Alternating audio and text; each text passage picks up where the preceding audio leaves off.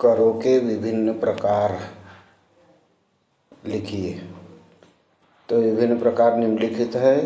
प्रत्यक्ष एवं अप्रत्यक्ष कर। तो प्रत्यक्ष कर कौन कौन से है? प्रत्यक्ष कर वह कर है जो जिस व्यक्ति पर लगाया जाता है वह व्यक्ति ही उसका भार उठाता है। इस प्रकार इस कर को टाला नहीं जा सकता, न ही इसका भार आंशिक या पूर्ण रूप में किसी अन्य व्यक्ति पर हस्तांतरित किया जा सकता है। दूसरे शब्दों में, जब किसी कर का कराघात तथा करापात एक ही व्यक्ति पर पड़ता है तब यह कर प्रत्यक्ष कर कहलाता है। वही व्यक्ति उसकी अदायगी करता है। प्रत्यक्ष कर के अन्य उदाहरण है निगम कर, जो नगर पालिका के द्वारा लगाए जाते, जिस पर लगाते हैं। जल कर है, प्रकाश कर है, सफाई कर है, उसी को देना पड़ता है, मकान टैक्स वगैरह। संपत्ति कर, व्यय कर, संपदा शुल्क आदि।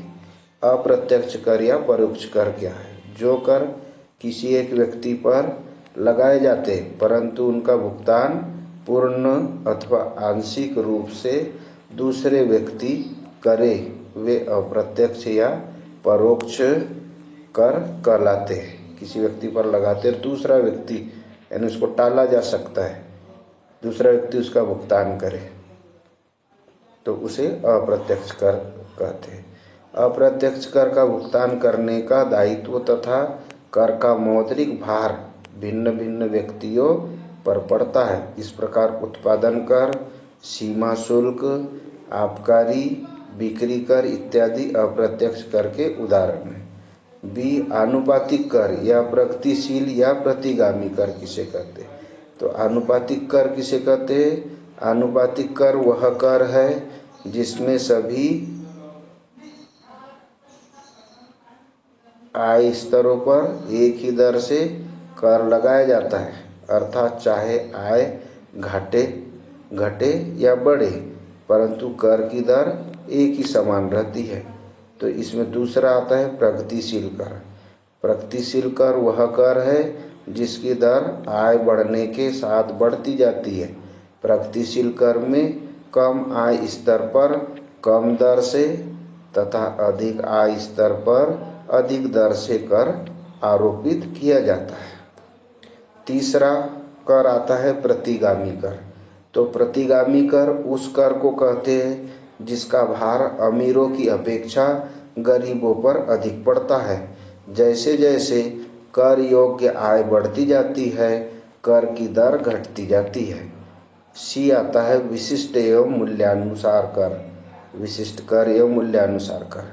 तो विशिष्ट कर क्या होता है? जब किसी वस्तु पर उसके वजन या आकार के अनुसार अथवा उसकी इकाई के आकार के अनुसार कर लगाया जाता है तो उसे विशिष्ट कर कहते हैं। उदाहरण के लिए, जब कपड़े पर उत्पादन कर प्रति मीटर की हिसाब से अथवा चीनी पर उत्पादन कर प्रति क्विंटल के हिसाब से लगाया जाता है तब इसे विशिष्ट कर कहते हैं। यानी शक्कर से ज़्यादा विशिष्ट कौन? कपड़ा है कि कपड़े पर मीटर से टैक्स लगता है और शक्कर पर क्विंटल से। दूसरा आता है मूल्यानुसार कर। तो जब किसी वस्तु पर कर उसकी कीमत या मूल्य के आधार पर लगाया जाता है, किसी वस्तु पर कर उसकी कीमत या मूल्य के आधार पर लगाया जाता है तो उसे मूल्यानुसार कहते हैं। इस कर के अंतर्गत वस्तु एवं आकार चाहे जो भी हो किंतु कर उसके मूल्य के अनुसार ही लिया जाता है, जैसे धातुओं पर। अगला प्रश्न चलते हैं। प्रत्यक्ष करों के गुण एवं दोषों का वर्णन कीजिए। तो प्रत्यक्ष करों के गुण या लाभ निम्नलिखित है। पहला, निश्चितता। इसका प्रमुख गुण यह है कि करदाता और सरकार दोनों ही यह जानते हैं कि उन्हें कितनी राशि देनी है देनी होती है। इस प्रकार दोनों ही अपने अपने कार्य सरलतापूर्वक और वैधानिक ढंग से कर सकते हैं। रेल बजट एक नज़र में दिया हुआ है यहाँ पर, किस प्रकार का होगा। चलो दूसरा लाभ मित व्यय। प्रत्यक्ष कर करदाता द्वारा सीधे सरकार के हाथों में पहुंच जाते हैं। इसमें किसी मध्यस्थ की आवश्यकता नहीं पड़ती, अतः इन्हें वसूल करने में कम खर्च करना पड़ता है। तीसरा न्यायशीलता। प्रत्यक्ष कर समानता के सिद्धांत की पूर्ति करते हैं, क्योंकि इन्हें नागरिकों की करदान क्षमता के आधार पर गतिशील बनाया जा सकता है। इस प्रकार प्रत्यक्ष करों की सहायता से सरकार धनी वर्ग से अधिक कर की मात्रा वसूल करती है तथा इस राशि को निर्धन वर्ग के हितार्थ व्यय करके समाज के धन के वितरण की विषमता को कम करती है। अगला चलते हैं लोचदार। एक अच्छे कर की विशेषता यह है कि आवश्यकता अनुसार कर में कमी या वृद्धि की जा सके। यह गुण प्रत्यक्ष कर में पाया जाता है, क्योंकि इसकी दर सफलतापूर्वक घटाई या बढ़ाई जा सकती है।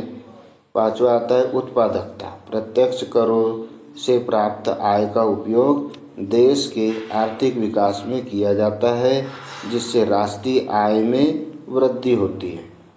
पांचवा प्रगतिशील। प्रत्यक्ष करों में व्यक्तियों को निर्धन व्यक्तियों की अपेक्षा अधिक धन देना पड़ता है। इसका कारण यह है कि अधिक आय वालों को अधिक कर देना पड़ता है और कम आय वालों को कम कर देना पड़ता है। प्रत्यक्ष कर के दोष या हानियाँ। तो प्रत्यक्ष कर के दोष या हानि में नंबर 1 करों की चोरी। चारों लिख दिया है। करों की क्या है यहाँ? चोरी।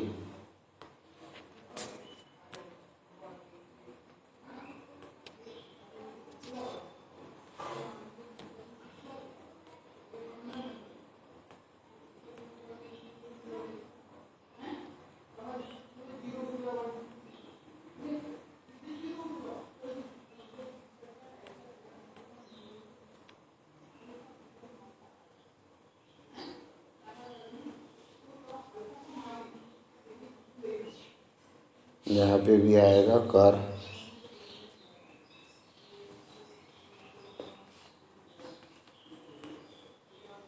तो करों की चोरी में प्रत्यक्ष कर के भार को कम करने के लिए करदाता अनेक प्रकार की बेईमानी करता है। करदाता अपनी आय या लाभ कम दिखाता है, जिससे उसे उतना कर नहीं देना पड़ता जितना कि उसे ईमानदारी से देना चाहिए।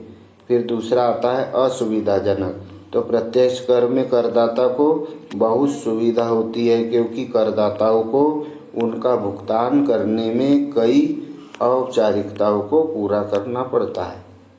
तीसरा कर की मनमानी दरें। तो कर निर्धारण अधिकारी द्वारा कर की दरें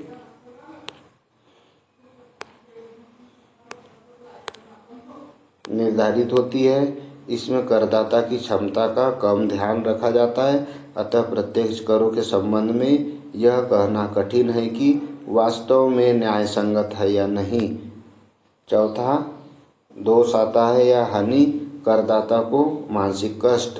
प्रत्यक्ष कर से करदाता को शारीरिक कष्ट के साथ साथ मानसिक कष्ट भी होता है, क्योंकि उसे कर का भुगतान अपनी आय से करना पड़ता है।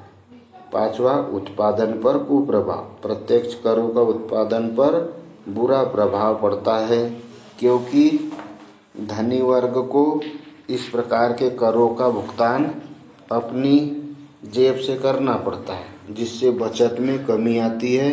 बचत में कमी होने से पूंजी की मात्रा भी घट जाती है, जिससे भविष्य में उत्पादन की मात्रा का कम होना स्वाभाविक है। अब आते हैं अगला प्रश्न, घाटे की वित्त व्यवस्था क्या है? इसके गुण एवं दोष बताइए। तो घाटे की वित्त व्यवस्था और इसके गुण दोषों में घाटे की वित्त व्यवस्था अधिकांश सरकार आय से अधिक व्यय करती है। इस अतिरिक्त व्यय को पूरा करने के लिए अथवा वित्त व्यवस्था कहते हैं। घाटे की पूर्ति के लिए जो व्यवस्था की जाती है उसे घाटे की वित्त व्यवस्था कहते हैं। डाल्टन के अनुसार एक बजट उस समय घाटे का बजट कहलाता है जब निश्चित समय में व्यय राजस्व से अधिक हो। निश्चित समय में व्यय राजस्व से अधिक हो उसे घाटे का बजट कहते हैं। आधुनिक समय में प्रत्येक सरकार कई सामाजिक आर्थिक क्रियाएं पूरी करती है। वह तीव्र आर्थिक विकास के लिए ठोस सामाजिक तथा आर्थिक ऊपरी ढांचे का निर्माण करना चाहती है। इसके लिए वह कई प्रभावशाली योजनाएं बनाती है तथा पर्याप्त व्यय करती है। अब गुण देखते हैं।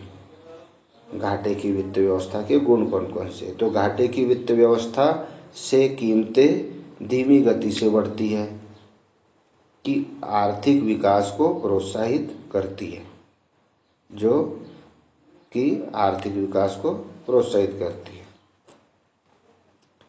दूसरा गुण है यह आय तथा रोजगार के ऊंचे स्तर को पैदा करने का शक्तिशाली यंत्र है। यह आय और रोजगार के ऊंचे स्तर को पैदा करती है। फिर तीसरा, घाटे की वित्त व्यवस्था की सहायता से अस्फीति का इलाज है।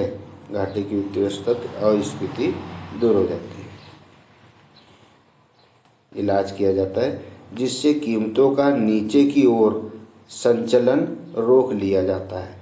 चौथा, मंदी की दशा में इसकी सहायता से लोगों की क्रय शक्ति बढ़ती है जिससे मांग में वृद्धि होती है। परिणाम स्वरूप अर्थव्यवस्था में सुधार होने लगता है। दोष, घाटे की वित्त व्यवस्था के दोष कौन कौन से? तो अनियंत्रित घाटे की वित्त व्यवस्था विकासशील अर्थव्यवस्था के लिए विनाशकारी है। जरूरत से ज़्यादा घाटे की वित्त व्यवस्था भी एक विकासशील अर्थव्यवस्था के लिए बहुत अधिक विनाशकारी हो सकती है। देखिए, राजकोषीय घाटा और वित्त कोष के स्रोत कौन कौन से, कहाँ कहाँ से राजकीय घाटे की पूर्ति करता है? बाजार उधार, राजस्व निधियाँ, विदेशी ऋण, अन्य वस्तुओं के बदले प्रतिभूतियाँ, अन्य प्राप्तियाँ, नगद शेष में आहरण द्वारा कमी। चलते हैं दूसरा दोष, यह सरकार को अपव्ययी तथा उत्तरदायित्वहीन बनाने में सहायक होता है। सरकार को अपव्ययी, पहले मितव्ययी होती है, फिर अपव्ययी खूब खर्चीली बना देती है, या तो फिर उत्तरदायित्वहीन बनाने में सहायक। तीसरा, इससे गैर उत्पादकीय सरकारी व्यय बड़े स्तर पर बढ़ता है जिससे कि मुद्रास्फीति की स्थिति उत्पन्न होती है। लास्ट अतः चौथा, इससे विदेशी निवेशकर्ताओं की अर्थव्यवस्था में विश्वास में कमी आती है। विदेशी निवेशक जो अपने देश में पैसा लगाते हैं अर्थव्यवस्था पर, उसमें अविश्वास उत्पन्न हो जाता है। अगले PDF में अपन समझेंगे पूंजीगत प्राप्तियों से आपका क्या अभिप्राय है। पूंजीगत प्राप्तियों के मुख्य घटक कौन कौन से? धन्यवाद।